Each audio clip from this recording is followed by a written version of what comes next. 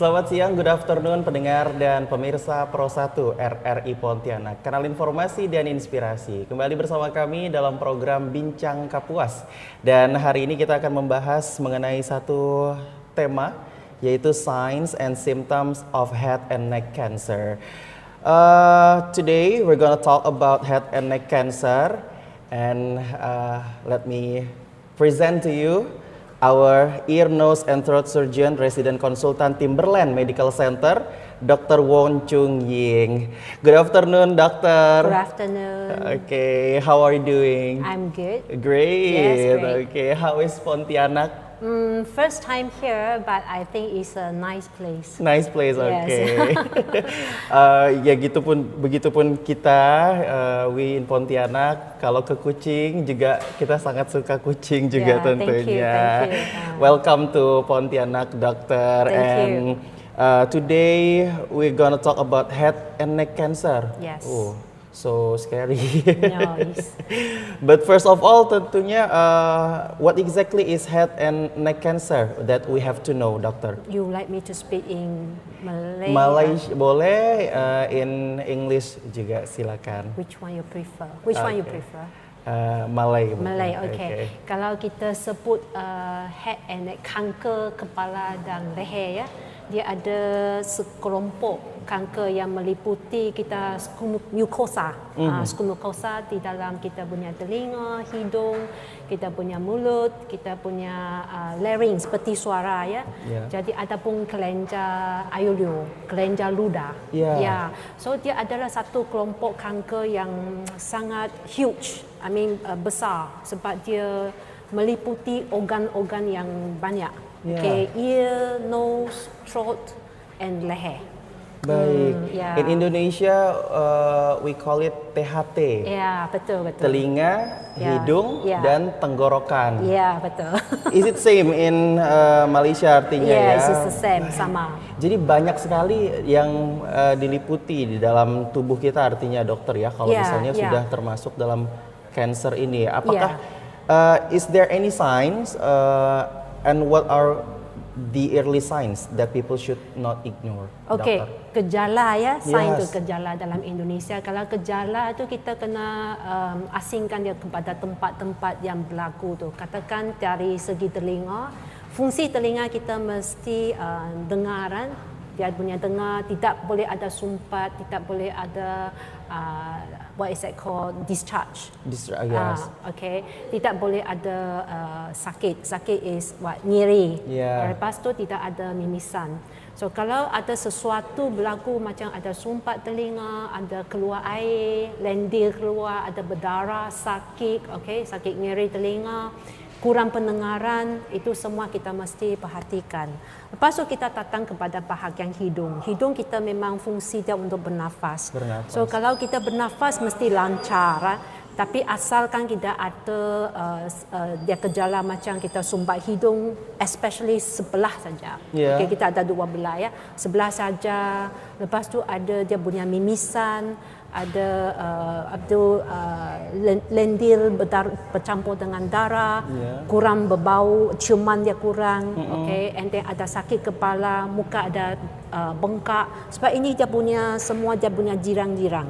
Okay. So lepas tu selain daripada itu, sebab hidung dengan telinga kita ada satu terhubung yang kita sambung satu sama lain. So kadang-kadang kalau gejala di hidung tu dia pun akan sumpat telinga. Yeah. Dengan nyeri di telinga. Itu kalau selalunya sebelah sahaja, itu mesti ada simptom atau gejala yang menunjukkan pesakit mungkin ada sesuatu selain daripada infeksi. Baik. Okey. Lepas tu kita sampai bahagian mulut.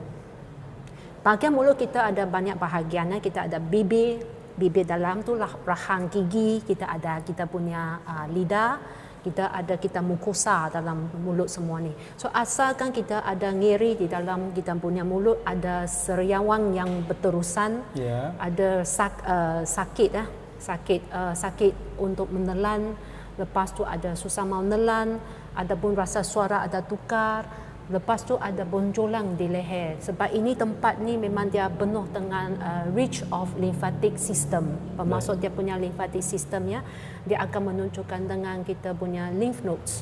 Lymph node dalam bahasa Indonesia ialah apa tu?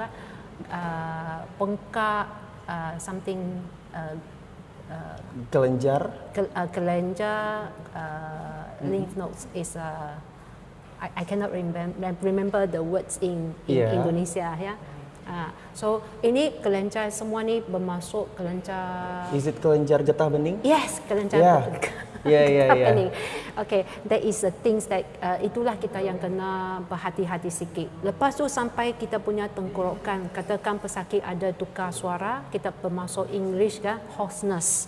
Suara berserak, okay, susah mau nelan, lepas tu batuk-batuk berterusan, semua itu dia memang gejala kepada kita punya mungkin sesuatu yang berlaku di larynx, bermasuk kita punya pita suara. Okay. Jadi semua ni gejala menunjukkan mungkin sesuatu yang tidak betul ya. Selain daripada itu kita sistemik, bermasuk kita punya seluruh badan. Itu yang kita kena sebut bahagian yang tadi gitu lymph nodes kan. Yeah. Kalau lymph nodes ini sebenarnya dia berasal daripada systemic lymphatic channel. Bermaksud dia macam sungai-sungai di dalam badan kita. Dia memang sambung satu sama lain. Okay. Dia akan kalau ada sesuatu yang tidak betul, katakan infeksi ataupun kanker, jadi dia akan menunjukkan bonjolan dalam badan kita. Okey, dia punya kelompok masa tempat dia ialah satu leher, satu ketiak, satu di paha kita, okey, satu lagi mungkin di ketiak lah. Okey, jadi semua ini menunjukkan sesuatu yang tidak betul. Sebab kelenjar getah bening ini should not appear. Sebenarnya tidak boleh muncul. Dia selalu saya ceritakan kepada pasien kan dia macam polis ataupun army. Yeah. Kita tidak nampak polis dengan army selalunya, tapi kalau dia muncul bermasuk sesuatu mesti berlaku kan. Jadi itu bengkak kelenjar getah bening ini kalau berlaku bermasuk something happen, sesuatu berlaku di badan kita. Jadi badan kita cuba menunjukkan sesuatu yang berlaku. Okey, jadi kita mesti memberikan perhatian. Itu dia punya gejala. Baik, itu gejala-gejala yang tidak boleh diabaikan begitu ya. Kalau sudah terlihat ada kelenjar getah bening yang seharusnya tidak tampak, tapi justru malah tampak, itu sudah menunjukkan gejala begitu dokter ya. Betul. Apalagi ditambah dengan mungkin tadi sudah sakit di telinga atau tidak bisa bernafas dengan baik, itu sudah seharusnya bertemu dengan dokter begitu. Iya, betul. Kapan waktu kita yang paling tepat begitu untuk bertemu atau see the doctor? Okey. Selalunya pesakit kalau ada gejala macam ni kan, kadang-kadang kita ingat dia macam infeksi, okey, kita akan pergi berubat di doktor. Doktor akan kasih ubat antibiotik kalau mereka rawat ini sebagai infeksi. Selalunya kalau kita sudah kasih ubat 1 minggu, 2 minggu, dia tidak hilang-hilang, itu memang kita akan nasihat untuk jumpa pakar yang seterusnya. Okey, katakan ini kalau ada gejala itu kepala dengan head and neck, kepala dengan leher, jadi THT. Kalau yang tempat lain macam ketiak ada punjolan, kita kena jumpa pakar perut, like gastrointestinal ke, alright, ataupun kalau perempuan kita jumpa, wanita kita jumpa breast. So dia ada tempat dia punya itu bengkak getah bening ini dia drain, drain to certain area kepada tempat yang what is it called respectively. So dia punya tempat itu, dia memang akan drain kepada specific area. Jadi kalau kelenjar getah bening yang bengkak di sekitar leher itu artinya masalah areanya di kepala begitu ya. Oh, baik. Jadi memang kelenjar getah bening ini juga menjadi tanda begitu dokter ya. Betul. And what are the common types of head and neck cancer ini dokter, and which areas of the bodies are usually affected? Katakan usually kan if we head and neck mostly like kalau in Sarawak, Sarawak Malaysia ya. Kita punya kaum Bidayuh is the highest nasopharyngeal carcinoma. Bermaksud dia punya kanker ini di belakang hidung. Alright. So Kalau dari segi mulut macam pesakit yang ada makan sirih ke ataupun makan minum alkohol ke, merokok ke, jadi dia akan menyebabkan kanker di larynx peti suara ataupun kanker di kita punya mulut, oral cavity. Baik, itu begitu pendengar ya. Tentunya punya masing-masing tanda juga, ditambah lagi dengan lifestyle tentunya ya dokter ya. Yes, correct. Oke, begitu. Nah, what are the main risk factors, dokter, that people should be aware of when it comes to be developing head and neck cancer? Okay, risk factor ini ya, dia punya first thing orang yang rokok berpanjangan bertahun-tahun, berpuluh-puluh tahun ya, active smoker, orang yang berokok. Lepas tu orang yang consume alkohol ya. And then third things is orang yang ada expose kepada kita punya chemical. Chemical, for example, orang yang cat rumah, orang yang spray kereta. Kalau farmer ya, petani kita ada spray pesticide. Pesticide, okay. Jadi semua ini dia punya gas tu. Dia punya tu akan menyebabkan what is the risk to cause all this cancer. And also under cahaya matahari, we also can cause skin cancer. UVA, UVB? Yes, UVA. Yeah. Okay. And then beside that, pesakit patient yang pernah ada kanker pertama kali, first time, that means that they have previously have cancer before, and then orang yang pernah menerima kemoterapi, radioterapi, mereka akan ada higher chance, bermaksud risiko tinggi mendapat cancer number 2. Okay, and then beside that, kalau ada family member, bermaksud keluarga, ahli keluarga pernah ada cancer. So kalau bandingkan dengan patient yang tak pernah ada family history of cancer, dia punya risikonya 4 times to 8 times more than those patients who don't have family history of cancer. Dokter, I ever heard about semua orang itu memang punya chance untuk punya kanker begitu ya, atau cancer. Itu apakah betul seperti itu dokter? Dan apa itu yang membuat cancer itu menjadi cancer begitu? Okey, kita semua ada sel ya. Jadi sel ini kita ada dia punya cell cycle. Bermaksud okey, dia macam baby. Okey, from baby, lepas tu kita grow become teenager, then adult, lepas tu kita akan meninggal. Sel juga, dia mula-mula dia from first cell, then dia divided become bigger and bigger and big normal cell. Then after that cell itu akan mati because dia ada timing sendiri. Tapi kalau kanker itu, kenapa kita cakap kanker ini sangat bahaya, sebab there is no limitation. It won't die and it grow faster than the normal cells. Okay, jadi dia tumbuh, dia memang lost control. Macam kalau kita bandingkan dengan perkataan biasa ya, selalu saya jelaskan kepada patient, satu badan kita macam sayur. Jadi kanser ini macam rumput. Kalau rumput dengan sayur, siapa lagi tumbuh lagi cepat? Rumput lah. Jadi kanker ini macam rumput. Okay, so that's why dia akan lost control kalau kita tidak hapuskan dia. Betul kan? Yes. Baik. Jadi memang kanker ini pertumbuhannya cepat begitu ya. Lagipun selain dia tumbuh dengan cepat, dia akan merebak.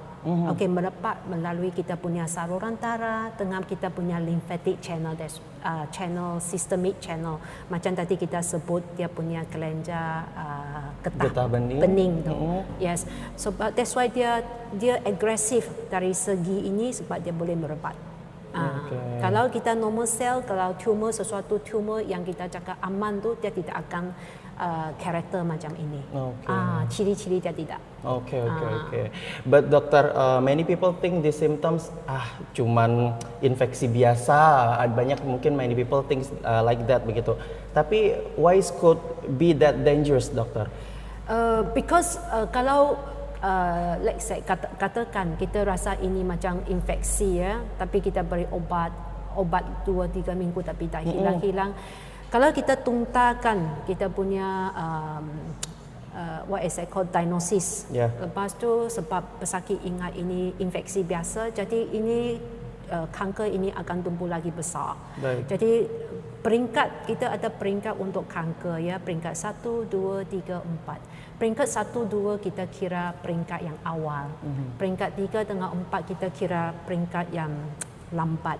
Jadi kalau kita rawat dari segi kalau kita pesakit datang jumpa doktor pakar yang awal, jadi kita memang diagnosis dia akan buat awal, jadi pesakit akan mendapat rawatan yang seterusnya dengan lagi cepat. Jadi patient ada better quality of life. Lepas tu dia punya lifespan will be extended. That means that kita kalau kira kanker kan kita memang kita sebut lifespan, bermaksud how long the patient can live. Kalau lambat lagi dia punya kanker itu memang tahap yang teruk 3 atau 4, jadi we expect this patient have 5-year lifespan may be shorter. Okay. So masa kita dengan keluarga mungkin akan jadi lagi singkat. So it is very important that kita akan diagnose pesakit dari peringkat awal supaya pesakit akan menerima rawatan lagi awal supaya dia punya better quality of life lah. Yes, better quality of life tentunya. Jadi semakin cepat kita ketemu dengan dokter dan mendiagnos apa yang terjadi dalam tubuh kita itu semakin baik tentunya dokter ya. Oke, seperti itu. Oke, we gonna break dokter. Oke, tentunya kita akan lanjut di segmen kedua. Nanti kita akan bahas juga apakah faktor lingkungan. Nah, lingkungan faktor belum lagi lifestyle itu juga berpengaruh terhadap head and neck cancer. Tentunya tetap masih bersama kami di sini pendengar bersama dengan Dr. Wong Chun Ying dari Timberland Medical Center. Tetap bersama kami di Pro 1 RRI Pontianak. RRI Digital. Nikmati kemudahan interaksi, partisipasi, dan kolaborasi dengan RRI Digital. Interaksi, dengar dan saksikan siaran langsung kami, daftarkan akun kamu, dan mulailah berinteraksi di setiap program dan konten kami. Partisipasi, kreasikan konten kamu dengan berita, podcast, vlog, film, musik, dan playlist. Kolaborasi, kami mengajak berbagai komunitas untuk berkembang bersama melalui digital platform. RRI Digital sekarang menghadirkan terobosan baru, workspace platform dan online learning platform dengan fasilitas-fasilitas unggulan, monitor impact dan outcome, meeting online, video conference, dan library. RRI Digital menghadirkan fitur-fitur untuk peningkatan interaksi, partisipasi, kolaborasi, workspace, dan learning. Yuk segera download RRI Digital.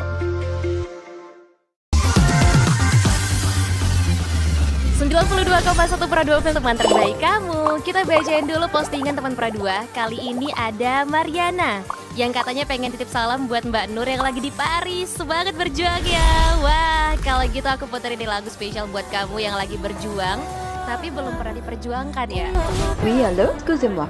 Je suis dehors. Ada Mariana yang katanya pengen titip salam buat Mbak Nur yang lagi di Paris. Semangat berjuang ya. Wah, Mar, aku krungu loh salamu. Matur nuwun loh, tombo kangen. Tak kirimi salam balik neng TikTok ya. Samo-samo.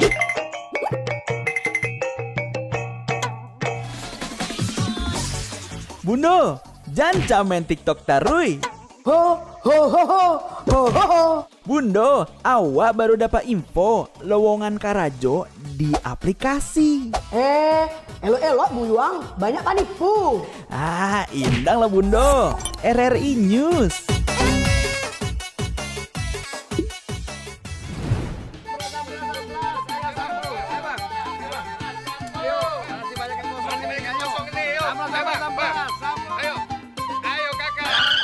Nyanyi lagu apa kita, Pace? RRI Digital saja toh.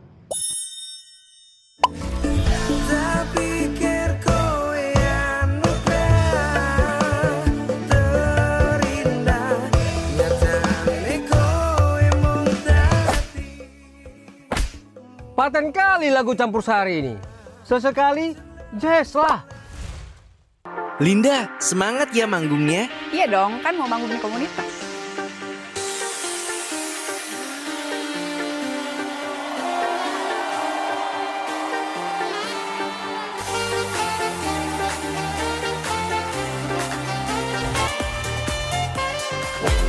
RRI ada di berbagai platform. Sekarang banyak cara menikmati RRI. Kamu yang mana?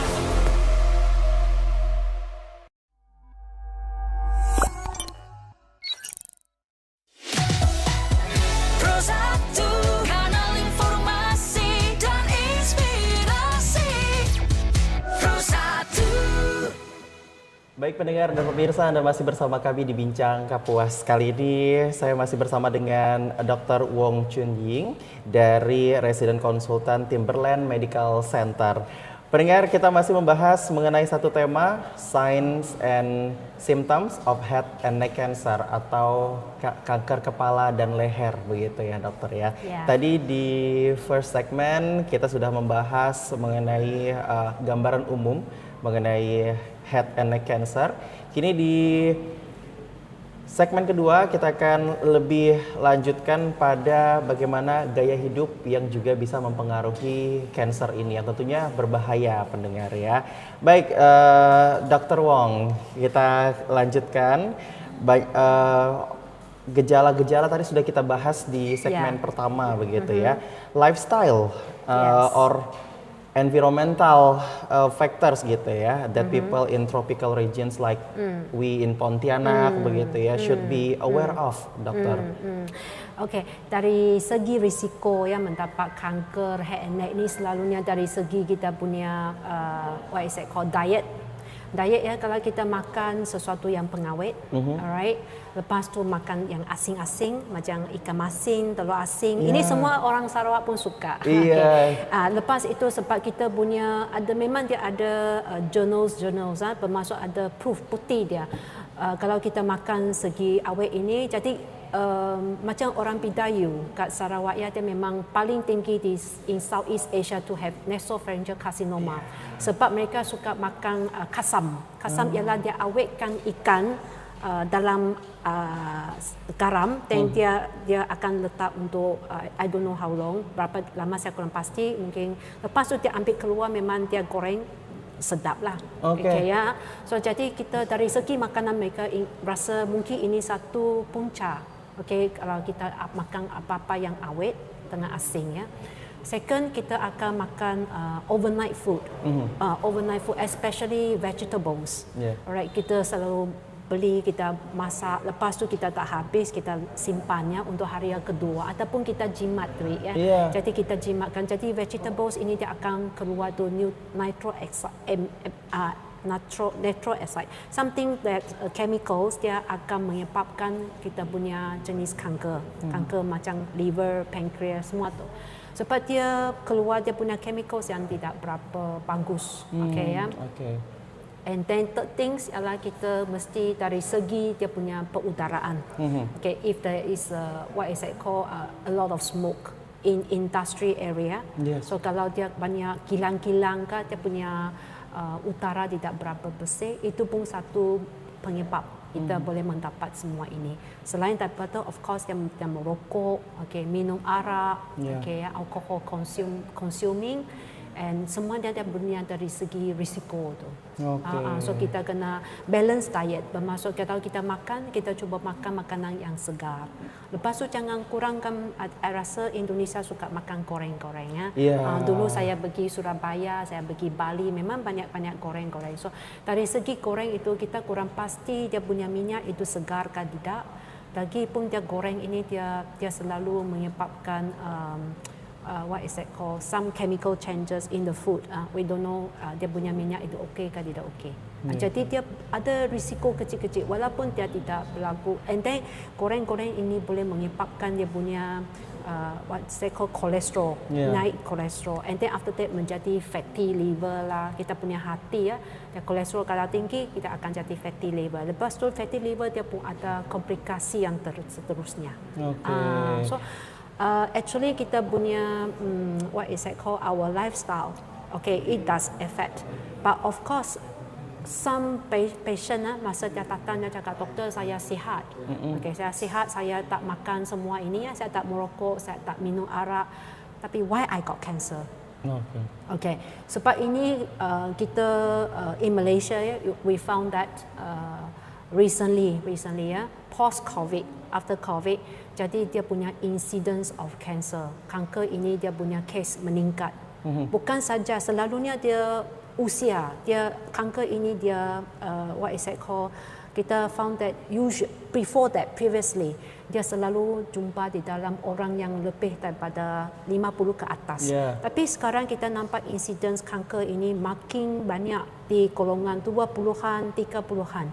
So around the world they trying to find the cause. Okay, kita rasa kan ada beberapa jurnal sudah keluar dan cakap mungkin vaccination of COVID atau COVID itself dia akan menyebabkan incidence of cancer. So kita kurang pasti. So sekarang Malaysia, kalau dari segi Malaysia ya, sebab Indonesia saya tak pergi baca dia punya jurnal semua. Kalau kat Malaysia sampai 2021 dia punya case incidence tu memang naik. Yang top 5 lah selalunya breast cancer, colorectal cancer, lung cancer, and then lymphoma, semua ini memang top 4. After COVID itu dokter? Sebelum COVID dengan after COVID. After COVID, sebab sekarang tu tapi after COVID punya, after COVID punya dia punya statistik belum keluar lagi. Kita looking forward 2022 until 2026. Adakah incidence yang naik ke tidak? Sebab sekarang kan semua orang pun perasan di Malaysia ya, sekeliling kita.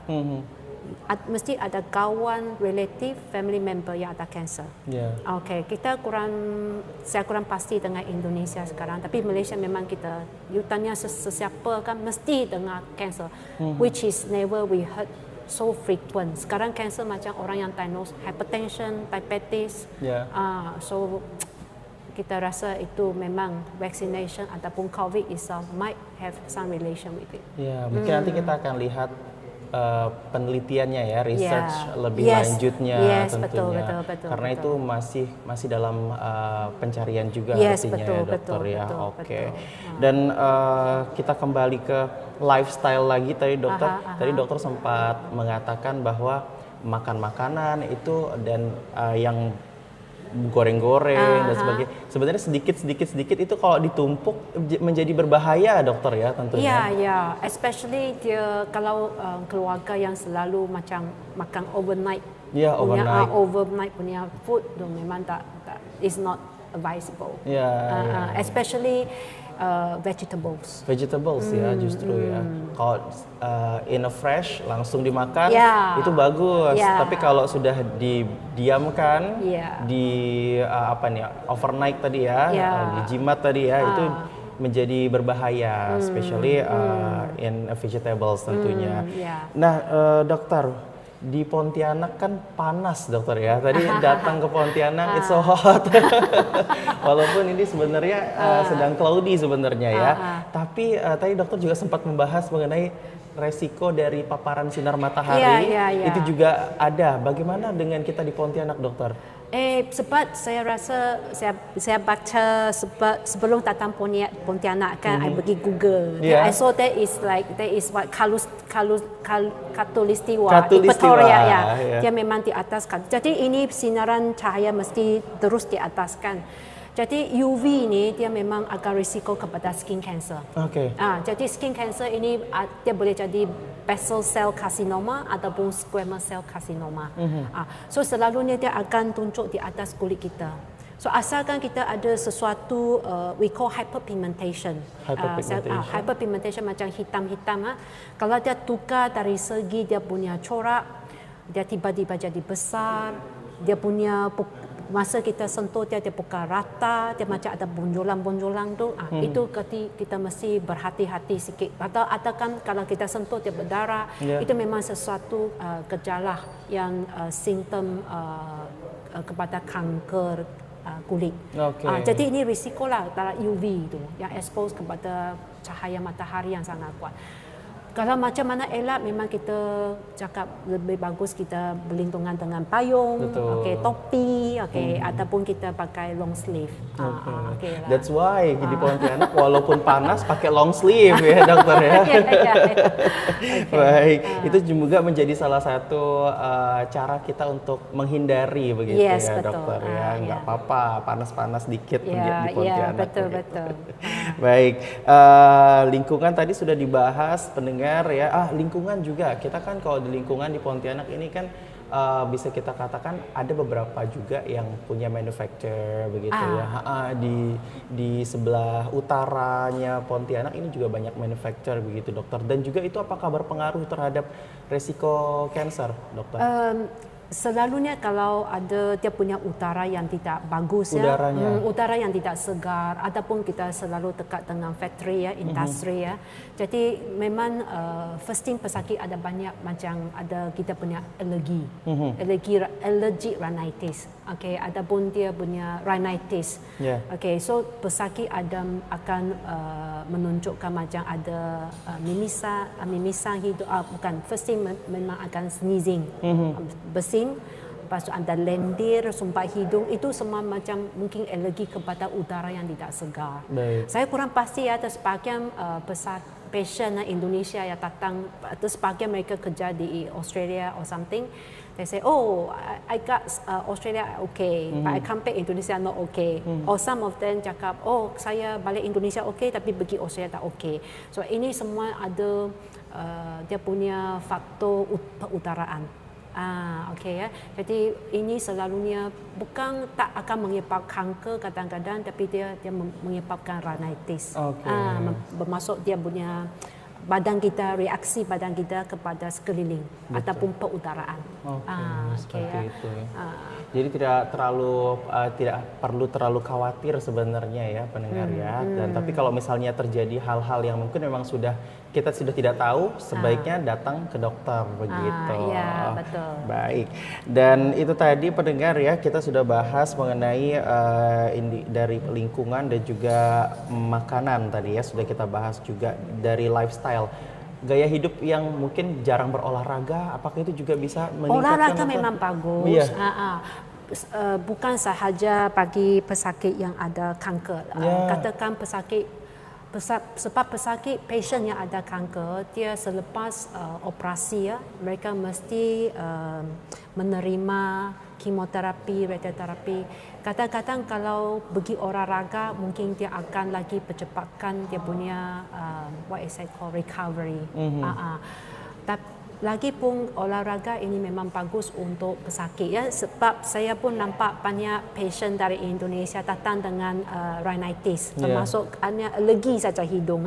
Sebab kalau dia cakap lentil lah, sumpat hidung, tapi kita scope kita tidak nampak ada apa-apa. Jadi pesakit macam ini selain daripada kita kasih ubat hidung, bagi ubat alergi, kita akan minta mereka sila pergi buat olahraga. Pasti harus bawa olahraga ya. Olahraga. Olahraga memang bagus untuk kita punya badan. Okey, ada kalau pesakit macam patient yang ada kolesterol tinggi, kita memang minta mereka pergi olahraga. Sebelum, kalau dia bukan sampai tahap mesti makan ubat, kita akan nasihat pergi olahraga, tengok dia punya kolesterol boleh kontrol ke tidak.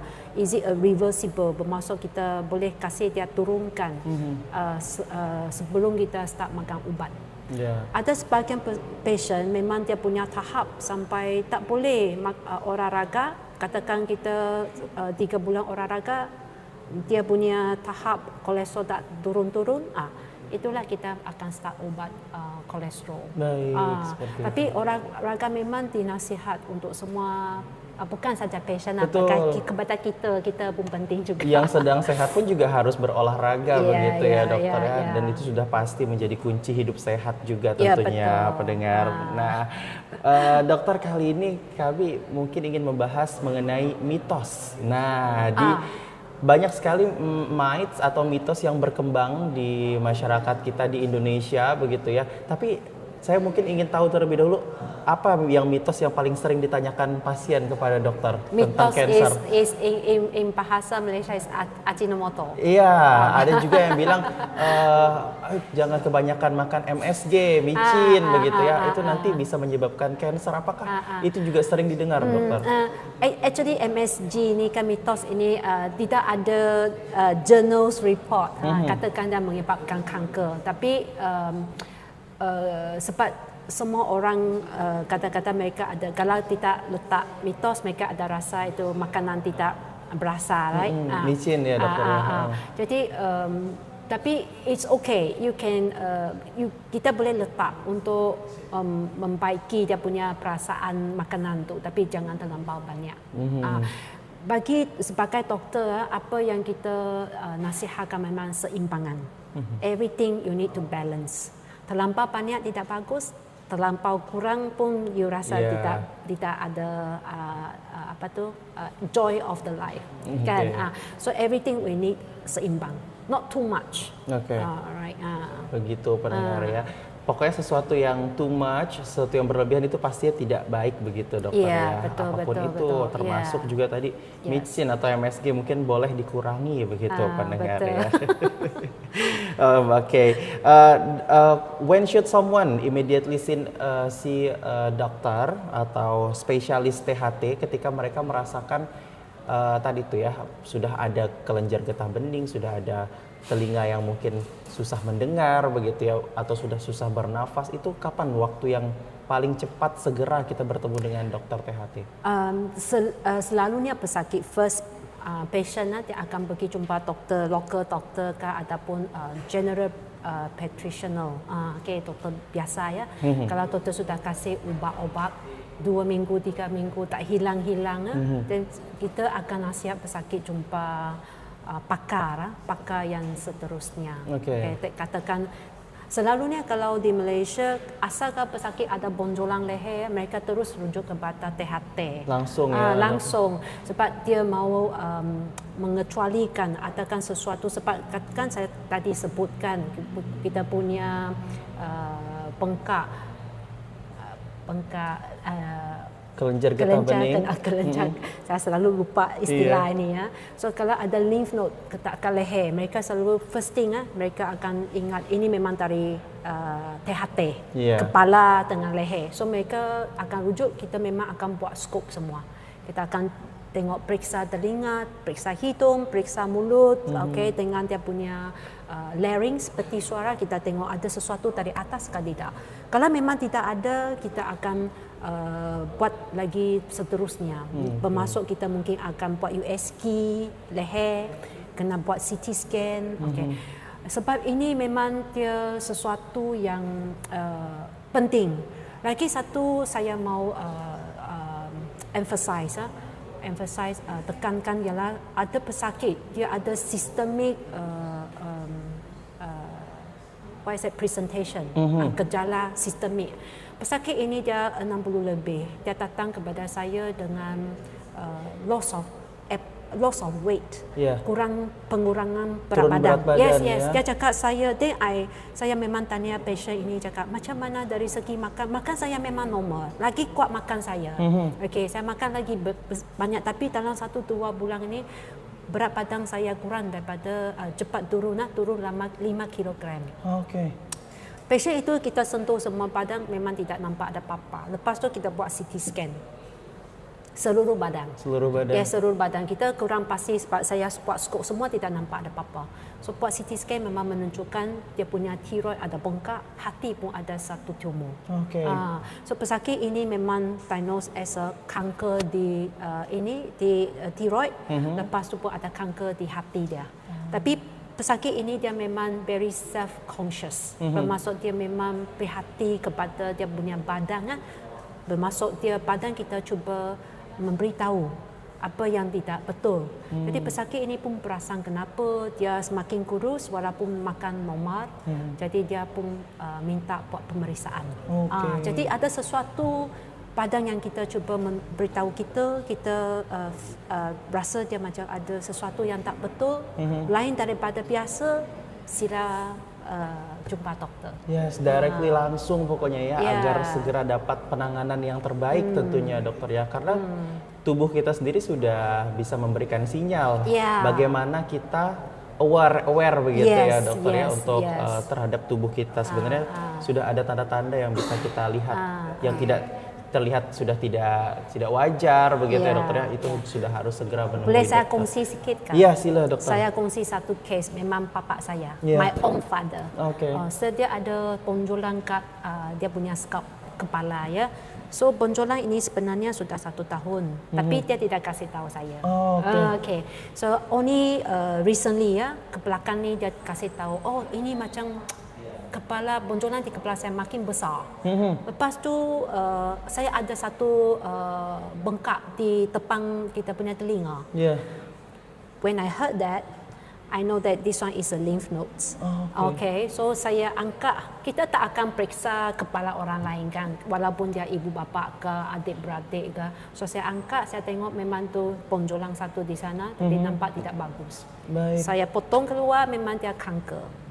So tengok tiap badan kita akan kasih tahu kita kan, walaupun sesuatu kat badan kita, kita pun ada patient macam ada bonjolan kat leher ke, tiroid ke, dia cakap doktor sudah bertahun-tahun dia kat sana, sebelum itu saya periksa ini memang normal, memang aman. Okay. Tapi sekarang dia makin besar. So kalau dia ada simptom-simptom badan kita, mau kasih tahu kalau sesuatu memang bonjolan lama sana tapi tiba-tiba dia jadi besar, ngeri, we have pain, and then dia ada tukar dia punya consistency, bermaksud sebelum tu mungkin dia lembut tapi sekarang dia jadi keras. Lepas tu ada kelenjar lymph nodes keluar, okay, ada kelenjar getah bening. Alright, and then dia punya kulit pun tidak nampak merah-merah, lepas tu rasa sakit. Ini semua tanda-tanda yang tidak bagus. Baik. Jadi harus bagaimana akhirnya Bapak? Kita sudah buat operasi, jadi tahap dia sekarang peringkat 2. Kita buat scan seluruh badan, okey, dia tidak merebak. Jadi sementara kita tidak bayar kemoterapi, radioterapi. Tapi katakan ini sudah merebak, katakan kalau kanker ini sudah merebak ya, jadi tahap 3-4 pesakit mesti menerima radioterapi dan seterusnya. Okey, semoga lekas pulih ya dokter ya. Ya, so you boleh tengok ini semua pun boleh berlaku di dalam keluarga dokter. Iya, betul sekali. Bahkan keluarga dokter juga bisa terjadi begitu. Apalagi kita yang tidak mengetahui begitu pendengar ya. Itulah pentingnya kita untuk menyadari apa yang sedang terjadi dalam tubuh kita, pendengar. Itu dia. Kita break lagi dokter sepertinya. Boleh. Kita akan lanjut di segmen terakhir nanti pendengar, bagaimana treatment hope-nya, bagaimana juga closing nanti dari Dr. Wong Chun Ying mengenai sign and symptoms of head and neck cancer. Tetap bersama kami di Bincang Kapuas.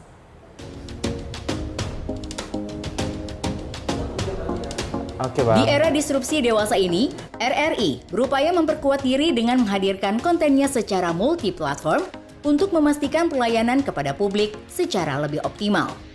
Kini, RRI bukan hanya dinikmati melalui radio, melainkan juga portal berita online, platform digital, media sosial, dan juga komunitas yang selama ini meramaikan berbagai kegiatan offline di RRI.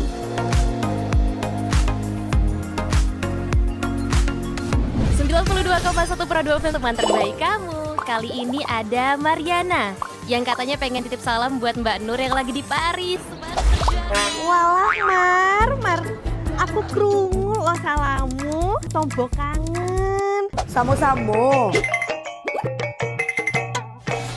Bundo, awak baru dapat info lowongan Karajo di RRI News.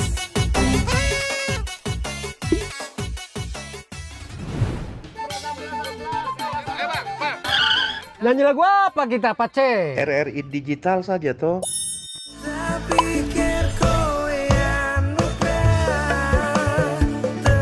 Sesekali, jazz lah. Semangat ya manggungnya. Iya dong, kan mau manggung di komunitas. RRI ada di berbagai platform. Sekarang banyak cara menikmati RRI. Kamu yang mana? 5 pilar RRI yang terdiri dari radio terestrial, portal berita online atau RRI News, platform digital yang bernama RRI Digital, media sosial dan komunitas yang menjadi andalan RRI selama ini adalah pilihan strategi RRI untuk menghadirkan konten di era disrupsi media serta untuk memastikan keberadaan RRI yang terus memiliki relevansi bagi masyarakat.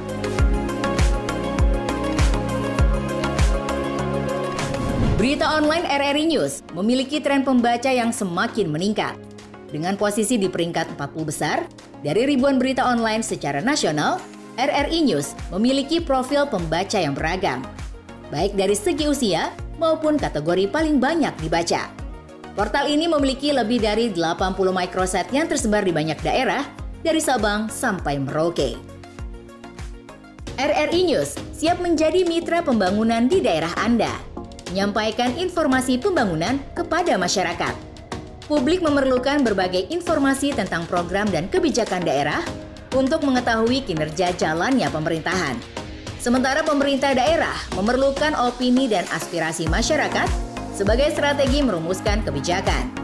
Dengan keterlibatan diseminasi informasi oleh RRI yang hadir secara multi-platform, akan membuat komunikasi pemerintah daerah kepada masyarakatnya berlangsung secara lebih efektif dan sangat mendukung pemerintah daerah. Ada sejumlah alasan mengapa RRI News layak menjadi mitra pembangunan pemerintah daerah. RRI bersifat tidak komersial. RRI selalu mengembangkan jurnalisme konstruktif dan verifikatif yang senantiasa berupaya menghindari disinformasi atau hoax. Brand RRI telah dikenal oleh masyarakat luas. RRI memiliki jaringan secara nasional, lebih dari 70 satker dan 80 portal rri.co.id atau RRI News. RRI berbasis media multi-platform yang jauh lebih kuat dan efektif dari media lokal dimanapun. Kerjasama RRI News dengan pemerintah daerah dilakukan dengan melibatkan tim humas dinas terkait sebagai pengisi berita kanal Info Pemda di RRI News. Konten bisa berupa berita tentang berbagai info pemerintahan atau juga bisa berisi berita foto dan berita video. Konten bisa diisi langsung di Content Management System atau CMS yang disediakan RRI. Namun apabila diperlukan, pemerintah daerah bisa berkolaborasi dengan melakukan pemberitaan pariwara yang akan diberlakukan dengan sejumlah tarif. Mari kita segera berkolaborasi, memanfaatkan kehadiran RRI News untuk mendukung pembangunan, serta mempromosikan beragam potensi yang ada di daerah Anda. Segera download RRI News di Play Store maupun App Store di telepon genggam Anda.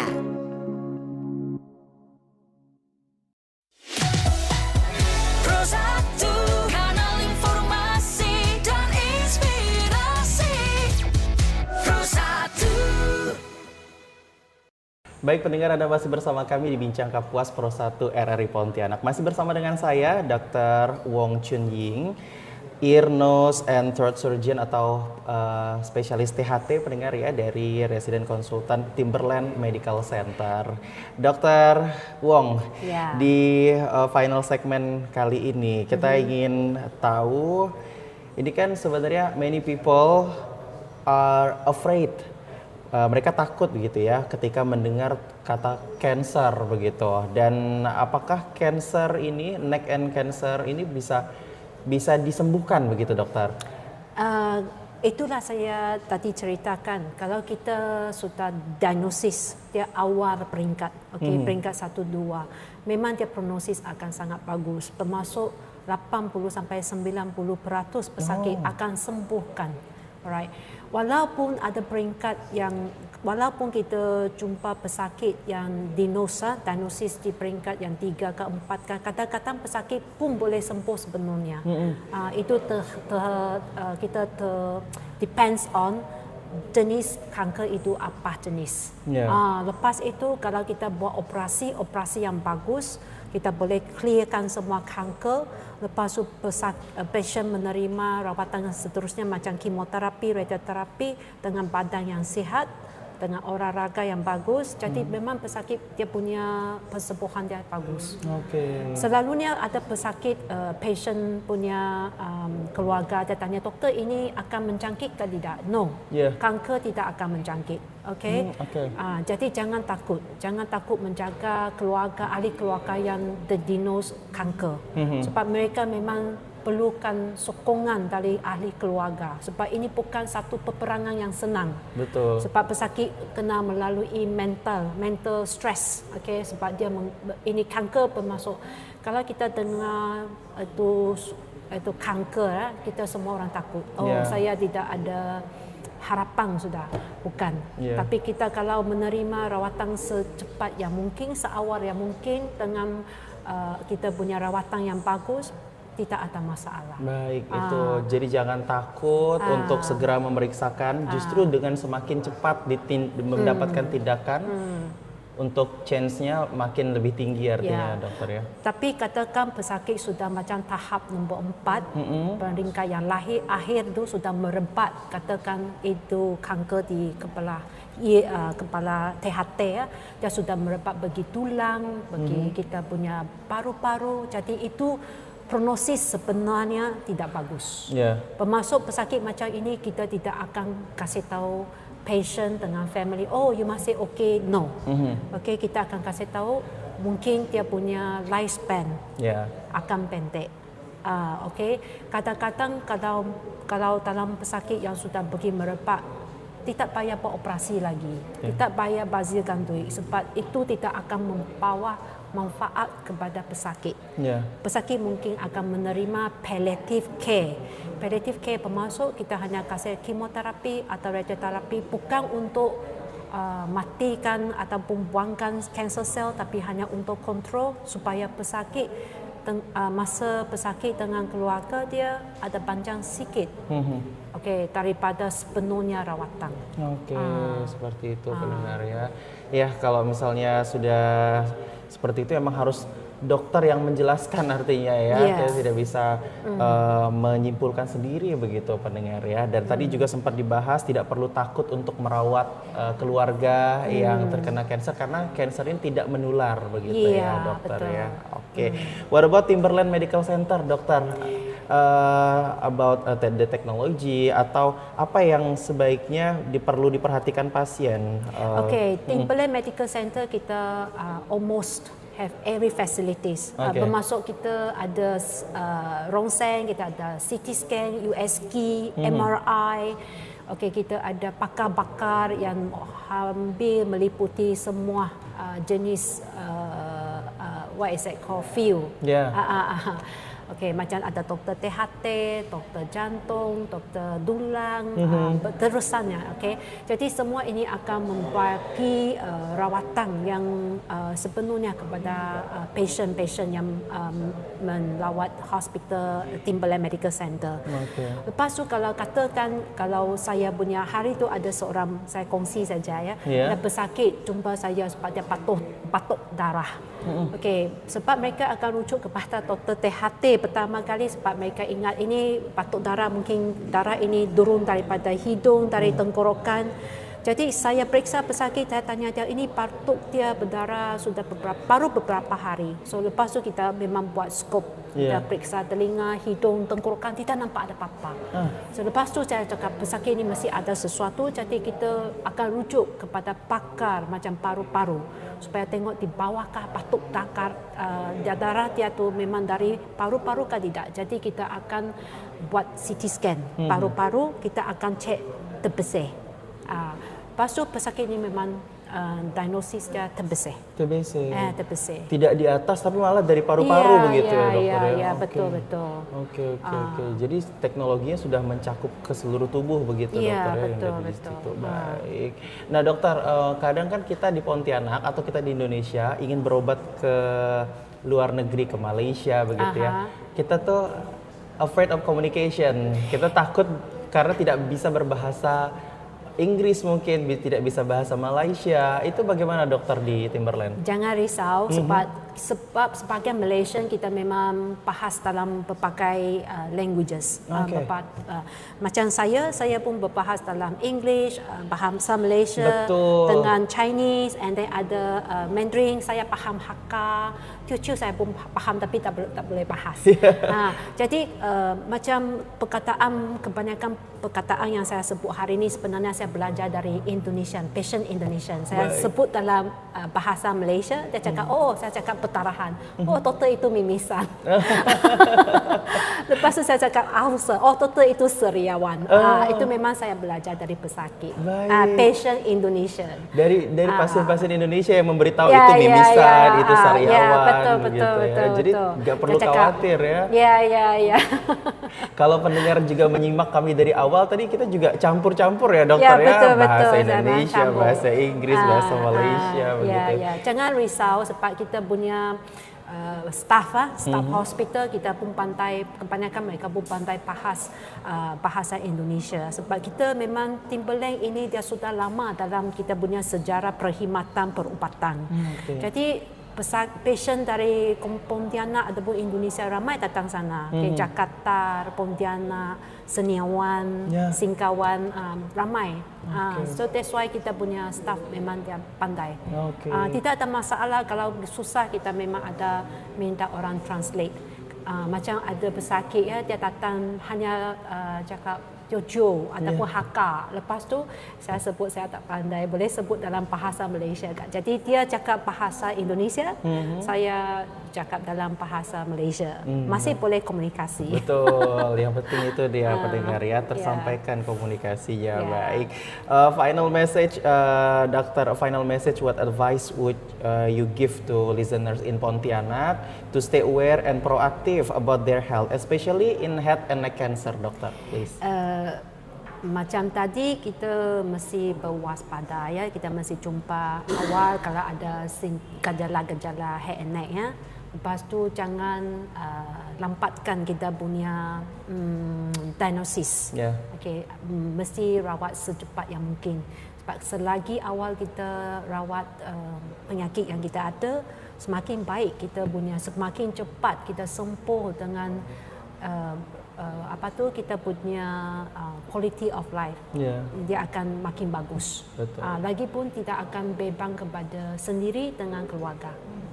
Seperti itu pendengar ya, tentunya untuk a better life. Tentunya ya. Terima kasih Dr. Wong sudah hadir di Pro 1 RRI Pontianak siang ini membahas Signs and Symptoms of Head and Neck Cancer, dan masih di Pontianak artinya dokter beberapa hari ke depan? Saya akan stay for tomorrow. Then on the 1st of May kita akan balik Sarawak. Welcome Sarawak. To Pontianak, Dokter Enjoy Pontianak. Terima kasih sudah hadir, karena kita tahu banyak juga pasien kita dari Pontianak yang datang ke Timberland begitu ya untuk berobat. Makanya kita perlukan yang namanya informasi untuk masyarakat kita di Pontianak. Terima kasih Dokter and tim tentunya tetap bersama kami di Pro 1 RRI Pontianak, kanal informasi dan inspirasi. Terima kasih Dokter. Thank you. Pro 1